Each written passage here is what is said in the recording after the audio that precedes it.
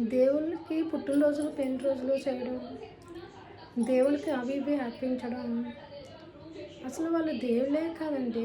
దేవుళ్ళు ఎలాగ పుట్టినరోజులు, ఎలాగ మనకి వాళ్ళు మరణించే రోజులు, అలాగే వాళ్ళకి అర్పించడాలు, అవి ఇవి ఇవ్వడాలు, మొక్కుబడులు చెల్లించాలి. ఇవన్నీ ఎలాగవుతాయి? దేవుడు అనేవాడికి పుట్టుక మరణం రూపం లేదని గ్రంథాలు చెప్తున్నాయి. కానీ మనమేమో దేవుడు పలానా రోజున పుట్టాడు, అలాగే పలానా రోజు చనిపోయాడు, పలానా రోజున పెళ్ళి అయ్యింది అని వాళ్ళకి నానా రకాలుగా ఇది చేసి మనం వాళ్ళకి అన్నీ చేస్తున్నాం. వాళ్ళు పుట్టినరోజులు చేయండి, పెళ్లి రోజులు చేయండి, నా చావులు చేయండి అని కూడా వాళ్ళు ఎప్పుడు కూడా ఏ గ్రంథంలోనూ రాయబడలేదు. వాళ్ళు కూడా ఎప్పుడు కూడా స్వయంగా చెప్పలేదు. దేవుడు ఒక్కడే. ఆయనకు పుట్టుక మరణం రూపం లేదు. ఆ సర్వేశ్వరుని మాత్రం మనం ఆరాధించాలి.